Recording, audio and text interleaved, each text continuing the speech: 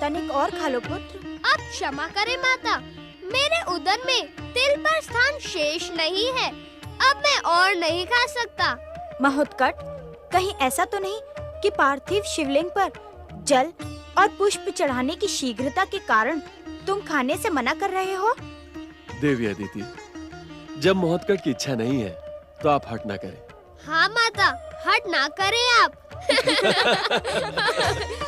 महोत्कट, मेरे प्रिय पुत्र, जब से तुम यहाँ पधारे हो तब से हमारा ये आश्रम स्वर्ग से भी सुंदर देव स्थान बन गया है। तुमने हमारी समस्त मनोकामनाएं पूर्ण की हैं पुत्र। ये लो तुम्हारे लिए नदी का पवित्र जल और वन पुष्प।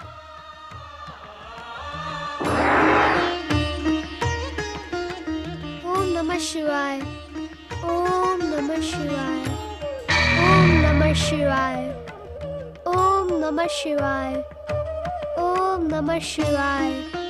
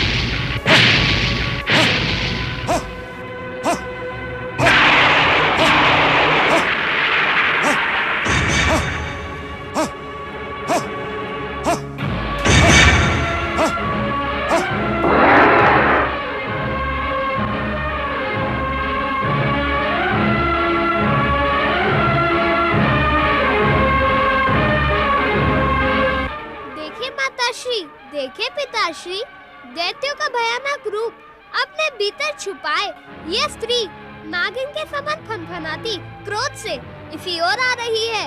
सावधान।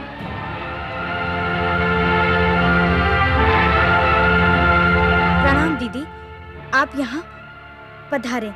इस छोटे से आश्रम में आपका स्वागत है। मुझे स्पर्श करने का दुस्साहस ना कर दुष्टा। मेरी आदरणीय माता अदिति पर प्रहार करने वाली राक्षसनी, तू जीवन भर इसी स्थान पर मूर्ति बनकर खड़ी रहेगी।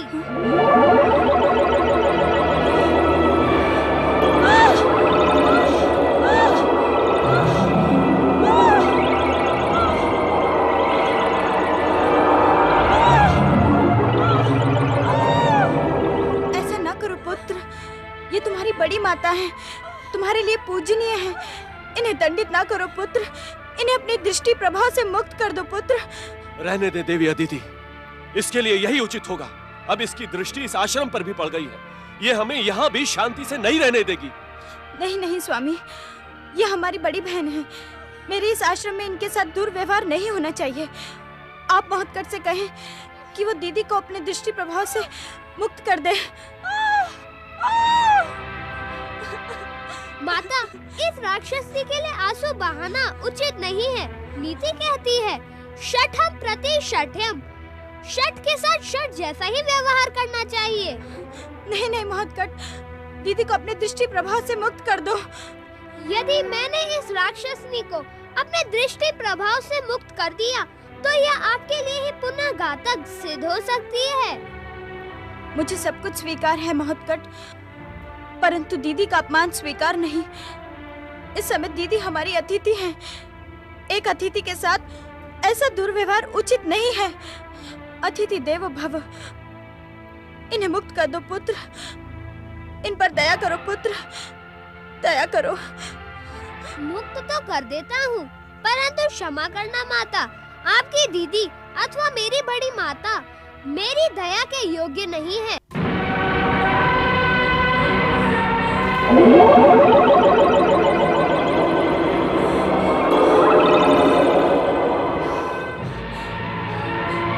तूने ये जो गजमुखी बालक पाल रखा है ना अदिति, समय आने पर मैं इससे प्रतिशोध अवश्य लूंगी। तुम अभी प्रतिशोध क्यों नहीं ले लेती? मैं तुम्हारे प्रतिशोध के लिए प्रस्तुत हूँ। सावधान, मेरी दृष्टि का प्रभाव तुमने देख लिया है मेरी माता की दीदी। अब यदि मेरे हाथों का और सूंड का चमत्कार देखना चाहती हो तभी आगे बढ़ना। अब मैं तुम्हें अपने पूजनीय पिताश्री को छूने भी नहीं दूंगा, क्योंकि मैं जानता हूँ कि तुम इन्हें बलपूर्वक यहाँ से ले जाने आई हो। मैं तुम्हारे आगे हाथ जोड़ती हूँ दीदी, अपने क्रोध का त्याग करके हमारा आतिथ्य ग्रहण करो। मेरा पुत्र महोत्कट तुम्हें कोई हानि नहीं पहुंचाएगा।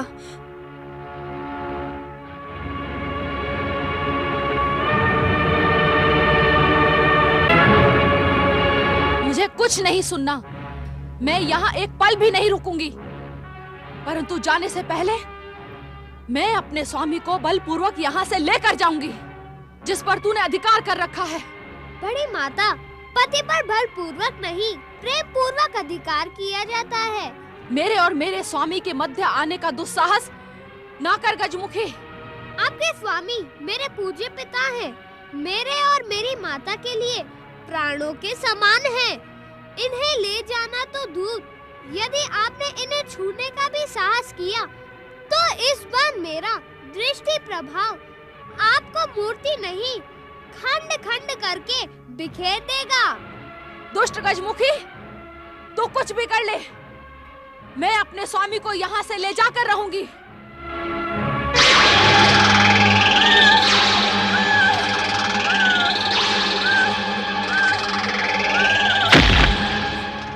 चिंतित ना हो माता, दुष्टों को दंडित करना मेरा कर्तव्य है। आपके प्रेम दिखाने पर भी इस राक्षसनी के हृदय में भरा विष समाप्त नहीं होगा। जाने दे इसे। समय आने पर मैं तुझसे ऐसा प्रतिशोध लूंगी कि संसार का हृदय कांप उठेगा।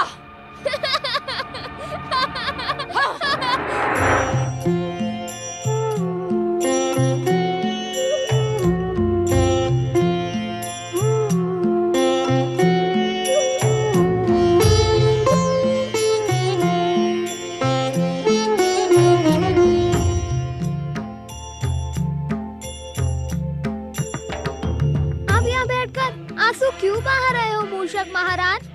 आंसू न बहाऊं तो क्या करूं? अब आपने अपने बड़े भाई कुमार कार्तिकेय के वाहन मयूर को अपना वाहन बनाकर मयूरेश्वर रूप धारण कर लिया है। अब तो मेरा जीवन व्यर्थ होकर रह गया है। अब आप मुझे मूषक योनि से मुक्ति प्रदान करके पहले वाला रूप प्रदान करें श्री गणेश। मूषक महाराज, मयूर मेरा वाहन कदापि नहीं रहेगा। वह तो बड़े भैया कुमार कार्तिकेय का ही वाहन रहेगा। परंतु वह तो मात्र संयोग था मूषक महाराज कि मयूरेश्वर अवतार के समय मयूर स्वेच्छा से अथवा परम देव श्री महागणेश की इच्छा से मुझे लेने चला आया। श्री गणेश हो, महोत्कट अथवा मयूरेश्वर, यह सब परम देव श्री महागणेश के ही अवतार हैं। इनमें कोई अंतर नहीं। अंतर है तो केवल लीलाओं का। भिन्न भिन्न लीलाएं करने के लिए ही ये भिन्न भिन्न अवतार में प्रकट हुए हैं। मयूरेश्वर, मयूरेश्वर, अरे मयूरेश्वर, तुम यहाँ क्या कर रहे हो? हम सब तुम्हारी प्रतीक्षा कर रहे हैं। चलो खेलने। आप चलो भैया, मैं अभी पहुँचता हूँ। शीघ्र ही आना। हाँ भैया, चलो।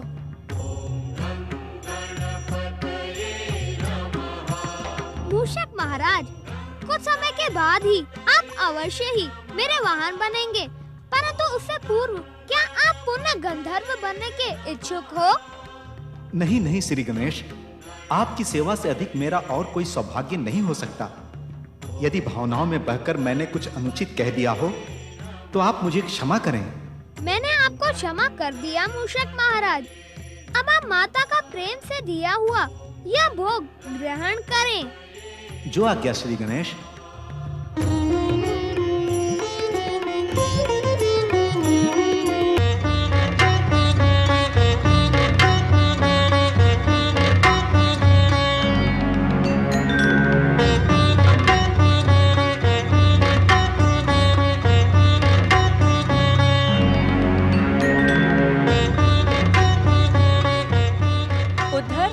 उद्धव, तुम मेरा मुंह क्या देख रहे हो?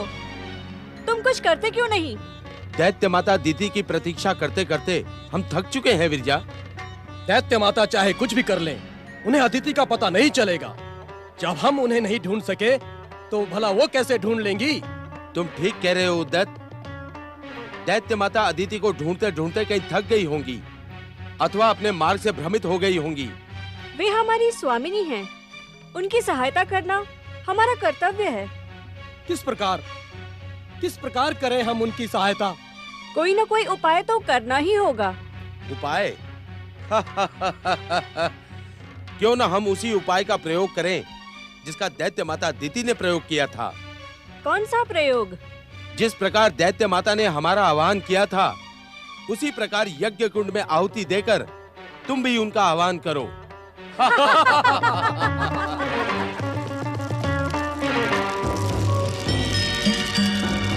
दैत्य माता दीदी प्रकट हो।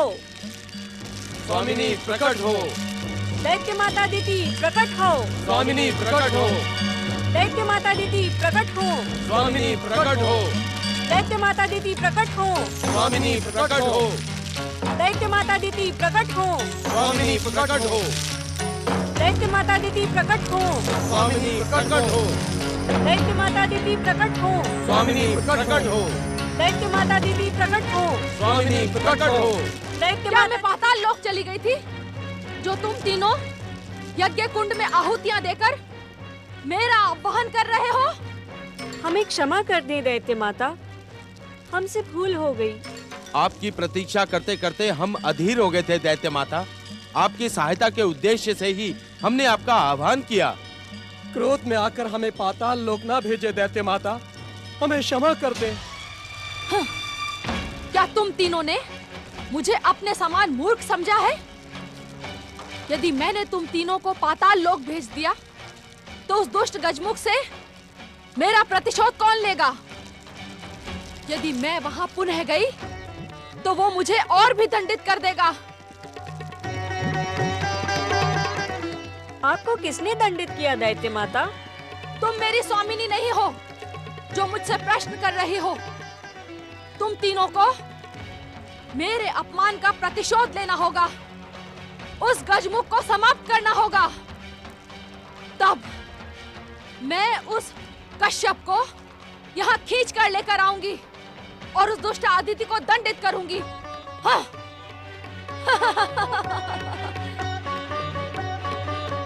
तुम तीनों इच्छानुसार रूप बदल सकते हो क्या? हमने अपनी सिद्धियों का चमत्कार आपको पहले ही दिखा दिया था दैत्य माता। आप आज्ञा करें दैत्य माता, हमें कौन सा रूप धारण करना है? उद्धत, उद्धर, तुम दोनों इसी समय शुक बन जाओ। शुक अर्थात?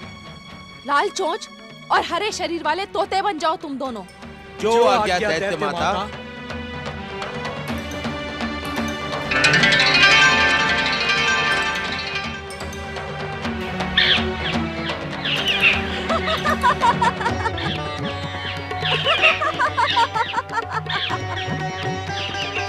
विरजा, तुम एक सीधी सादी साध्वी बन जाओ। जो आज्ञा दैत्य माता।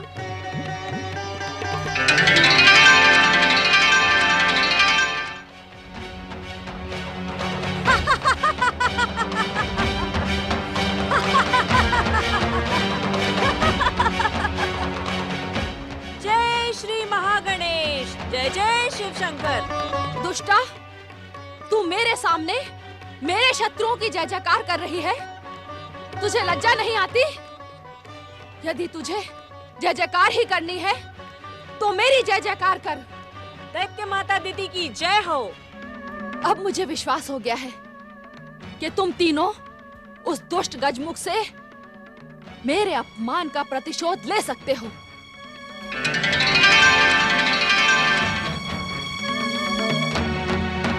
प्रणाम दैत्य माता।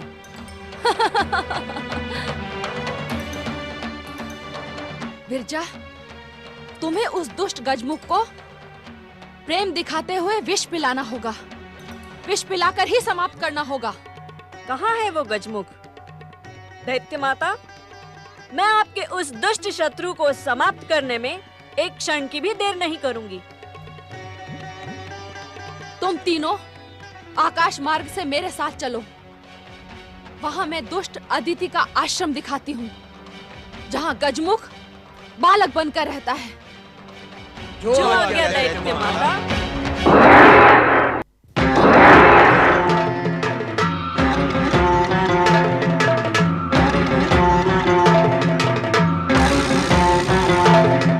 दैत्य माता अदिति? ना,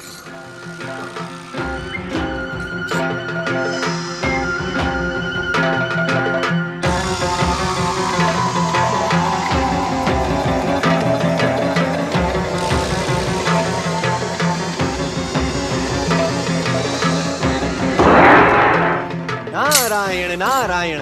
दैत्य माता अदिति को नारद का प्रणाम स्वीकार हो। क्या तुम्हें मेरी सौत दुष्ट अदिति के पुत्र इंद्र ने यहाँ गुप्तचरी करने के लिए भेजा है देवर्षि? हाँ, नहीं माता, यदि मुझे गुप्तचरी करनी होती तो मैं इस प्रकार यहाँ प्रकट न होता, अपितु गुप्त रूप से आपका पीछा करता। नारायण नारायण, मैं तो यहाँ आपकी हाँ, कुशलता जानने के लिए प्रकट हुआ हूँ। जैसे प्रकट हुए हो वैसे ही अदृश्य हो जाओ। स्वामिनी, ये हमारी गुप्तचरी करने वाला है कौन? ये हमें पहले भी इसी मार्ग पर मिला था। नारायण नारायण, अच्छा तो आप तीनों दैत्य माता दिति के सेवक हैं, परंतु आप लोग जा कहाँ रहे हैं? दुष्टा अदिति के पुत्र गजमुख से प्रतिशोध लेने। मैं उसे जीवित नहीं छोड़ूंगी। उसने हमारी स्वामिनी को दंडित किया है। नारायण नारायण, आपको दंडित किया? तब तो अवश्य आपका शरीर आहत हुआ होगा माता। गंग गंग गंग गंग गंग, मुझे इस बात का अत्यंत खेद है। अब मैं आपके आदेश का तुरंत पालन करते हुए यहाँ से अदृश्य हो जाता हूँ। महोत्कट श्री गणेश आप सभी की रक्षा करें। नारायण नारायण। मूर्खा, तूने नारद को सब कुछ बता दिया। अब वो दुष्टा अदिति को सावधान कर देगा और मेरा प्रतिशोध। क्षमा करें स्वामिनी, मैं रोक नहीं पाई। क्षमा शब्द मुझे प्रिय नहीं है। यदि मुझे प्रतिशोध न लेना होता तो मैं तुम्हें इसी क्षण समाप्त कर देती। हाँ? अब वहाँ जाने से कोई लाभ नहीं होगा स्वामिनी। चले, लौट चले। नहीं, कदापि नहीं। दैत्य माता अदिति जब कुछ ठान लेती है तो उसे करके ही रहती है, करके। चलो।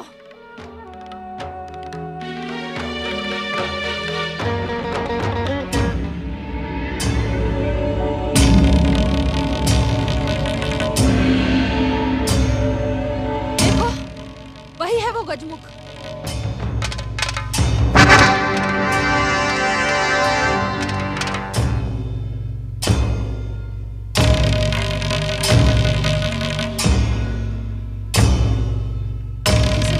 को मिलकर समाप्त करना है। अब मूर्खता ना करना।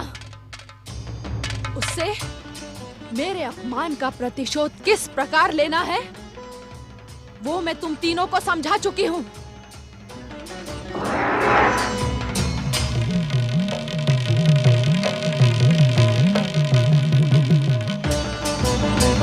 समय पर हमें सावधान करके आपने महान कृपा की है देवर्षि। अन्यथा भी मैं सावधान था माता। आपकी दीदी राक्षसनी दिति जो न करे वह कम है क्या? मैंने उसका राक्षसी रूप भली भांति पहचान लिया है। नारायण नारायण, आपके ही कारण तो मैं निश्चिंत था महोत्कट श्री गणेश। परंतु पुत्र, क्या ये उचित है? उचित और अनुचित मैं नहीं जानता माता, परंतु आपकी दीदी ने यदि अब किसी भी प्रकार का षड्यंत्र किया तो मैं उसे क्षमा नहीं करूंगा। हर हर महादेव, जय शिव शंकर। हर हर महादेव, जय श्री महागणेश। अब मुझे यहाँ से जाना होगा ऋषि कश्यप, क्योंकि यदि मैं कुछ देर यहाँ और रहा तो दैत्य माता दिति की योजना खंडित हो जाएगी। दैत्यों की सभागन विरजा का हृदय टूट जाएगा। ये दैत्य माता अदिति के कोप की भाजन बने। इससे तो अच्छा है कि महोत्कट श्री गणेश जी से दंड दें। नारायण नारायण। हर हर महादेव, जय श्री महागणेश।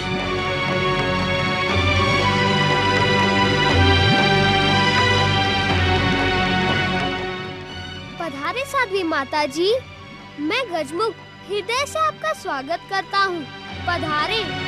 हर हर महादेव।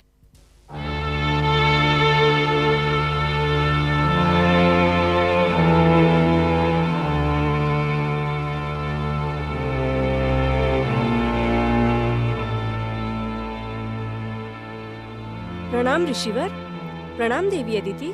कल्याणमस्तु। माताश्री, पिताश्री, इनका परम पावन साध्वी रूप देखकर हमारा जीवन धन्य हो गया। अनेक जन्मों का पुण्य लाभ होने पर ही ऐसे पवित्र आत्माओं के दर्शन प्राप्त होते हैं। हमें इनका हृदय से स्वागत करना चाहिए। सुना आपने देवी अदिति, हमारे श्री गणेश चतुर होने के साथ साथ संस्कारी और धार्मिक विचारों के भी हैं। इसका श्रेय आपको है ऋषिवर। आपकी धार्मिक भावनाओं ने श्री गणेश पर अपना संपूर्ण प्रभाव डाला है। आप दोनों कितने भाग्यशाली हैं जो आपको गजमुख जैसे संस्कारी और धार्मिक पुत्र मिले। मैं तो इनको देखते ही इन पर मुग्ध हो गई हूँ। देवी, बालक में तो भगवान निवास करते हैं। आपका इन पर मुग्ध होना स्वाभाविक ही है। मैं तो इसे भगवान भोलेनाथ और श्री महागणेश की कृपा मानती हूँ जो मैं इस आश्रम की ओर चली आई। सच मानिए ऋषिवर, मेरे चरण अनायास ही इस आश्रम की ओर मुड़ गए। इन्हें देखकर मेरा मन हो रहा है कि मैं ये आश्रम छोड़कर और कहीं न जाऊं। ऐसा प्रतीत होता है कि इनके दर्शन पाकर जैसे मेरे जीवन का भटकाव समाप्त हो गया है। आपको देखकर हम सभी धन्य हुए साध्वी माता जी। यदि आप हमारे इस आश्रम में निवास करेंगी तो हमारा सौभाग्य आकाश से भी ऊंचा हो जाएगा। मेरी प्रार्थना मानकर यही निवास करें और हमें अपनी सेवा करने का अवसर दें। गजमुख, आप नहीं जानते, मैं बहुत दूर से आ रही हूँ और विश्राम भी करना चाहती हूँ, परंतु मैं विश्राम तभी करूँगी जब मैं अपने हाथों से बनाकर स्वादिष्ट मिष्ठान आपको खिलाऊंगी। आप हमारे अतिथि हैं देवी, मैं आपको कष्ट नहीं करने दूंगी। स्वयं अपने हाथों से बनाकर स्वादिष्ट मिष्ठान आप सबको खिलाऊंगी। मैं अतिथि थी, अब नहीं हूँ। अर्थात आपके पुत्र गजमुख श्री गणेश ने मुझे भी आपके परिवार में जोड़ लिया है। जब मैं यहाँ निवास करूंगी तो अतिथि बनकर थोड़े ना निवास करूंगी। अब भले ही अतिथि बनकर ना रहें, किंतु इस समय आप दूर यात्रा से आ रही हैं। तनिक विश्राम कर लें। मैं मिष्ठान के साथ आपके लिए भोजन भी बनाती हूँ। नहीं देवी, नहीं। इतने प्रिय बालक के लिए मिष्ठान बनाने से मेरी यात्रा की थकान स्वयं ही नष्ट हो जाएगी। आप मुझे ना रोकिए देवी। ऋषिवर, जिनके परम पावन दर्शन पाकर हमारा सौभाग्य जाग उठा है, उन्हें कष्ट देकर क्या हम पाप के भागी नहीं होंगे? मैं आपकी भावनाओं का आदर करती हूँ देवी, परंतु मुझे आप इस पुण्य लाभ से न रोकिए। आपको आपके प्रिय गजमुख श्री गणेश की सौगंध। सौगंध? इतनी छोटी सी बात के लिए सौगंध की क्या आवश्यकता है? आप मेरी भावना समझ नहीं पा रही देवी, अथवा मैं अपनी भावना आपको नहीं समझा पा रही। जिनके दर्शन पाकर मेरे जीवन के भटकाव का अंत हुआ, उन्हें अपने हाथों से बनाकर मिष्ठान खिलाए बिना मेरे मन को शांति नहीं मिलेगी। आप कुछ कहते क्यों नहीं श्री गणेश? मैं क्या कहूँ? मेरे लिए तो आप दोनों माताएं एक समान हैं और मैं अपनी माताओं के मध्य नहीं आना चाहता। देवी अदिति, मैं भी तुम दोनों के मध्य नहीं आना चाहता, परंतु तुम्हें इन साध्वी देवी की इच्छा का सम्मान करना चाहिए। जैसी अब सबकी इच्छा। देवी, वहाँ इस आश्रम की रसोई है, आप वहाँ जाकर श्री गणेश के लिए मिष्ठान बनाएं। माँ की ममता और भावनाओं को स्वयं भगवान के लिए भी समझना कठिन है। यदि मैंने आपको कष्ट पहुंचाया हो तो मुझे क्षमा कीजिए देवी।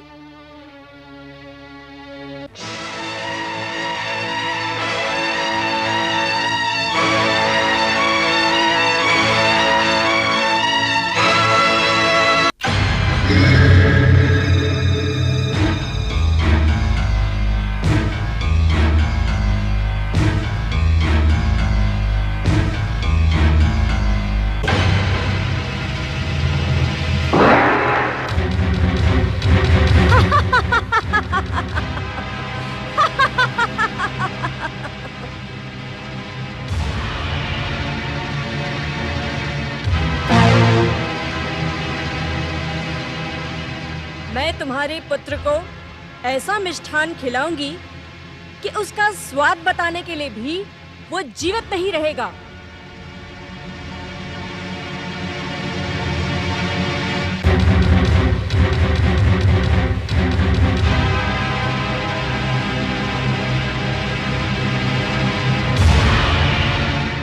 गिरिजा के शरीर में निवास करने वाले पातालवासी राक्षसी नागों, इस स्वर्ण पात्र को अपने हलाहल विष से भर दो। बाहर निकलो पातालवासी नागो, बाहर निकलो राक्षसी नागो।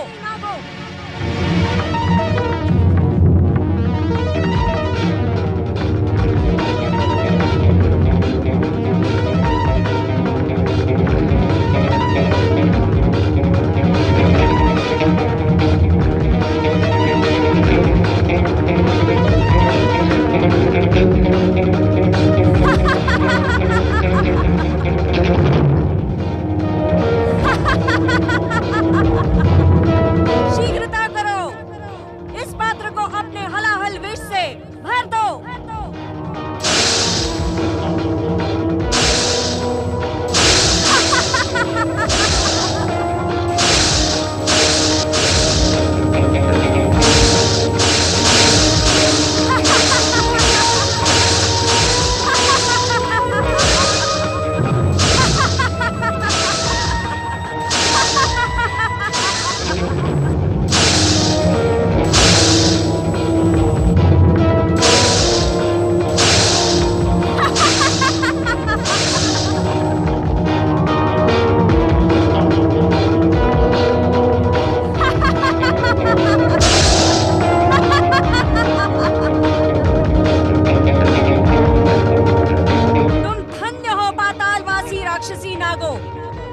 अब शीघ्रता से मेरे शरीर में समा जाओ।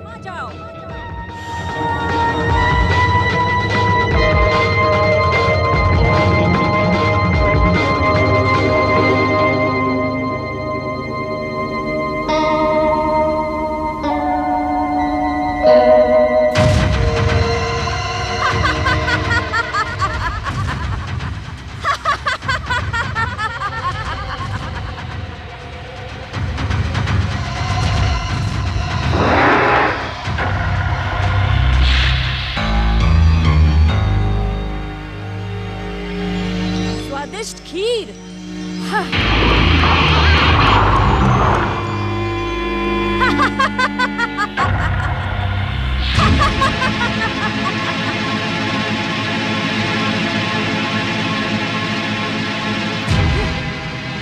स्वादिष्ट खीर।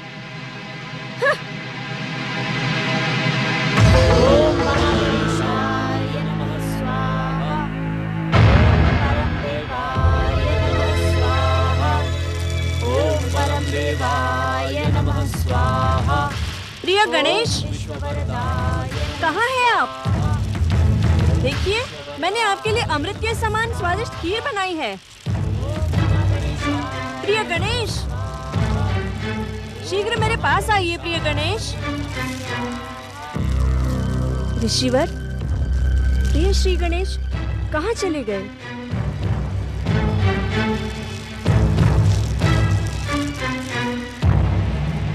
देवी, बालकों के स्वभाव से आप अपरिचित तो नहीं होंगी। किसी मृग शावक को देखकर श्री गणेश उसके पीछे भाग रहे होंगे। वैसे भी इस वन में उनका कोई साथी तो है नहीं। आप उन्हें पुकारे ऋषिवर, अन्यथा इस स्वादिष्ट खीर का स्वाद व्यर्थ हो जाएगा।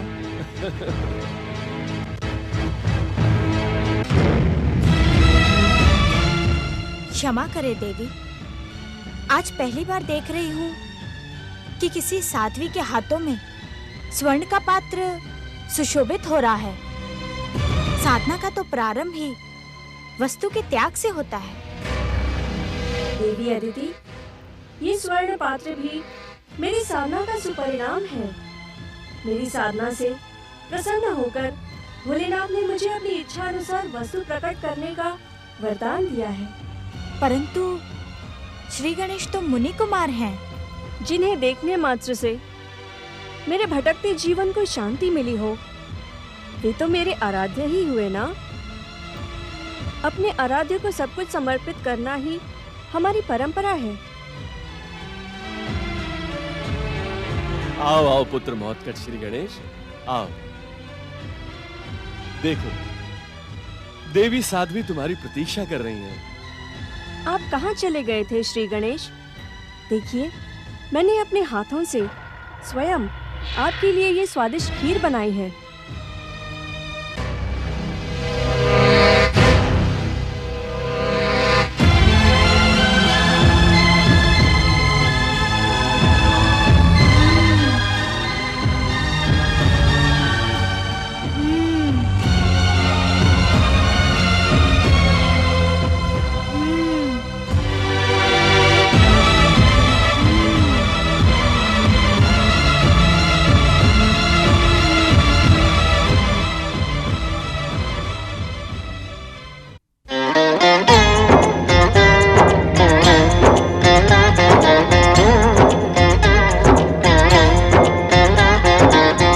अर्थ समर्थ ये इनसे जीवन, यही है करता यही है कारण।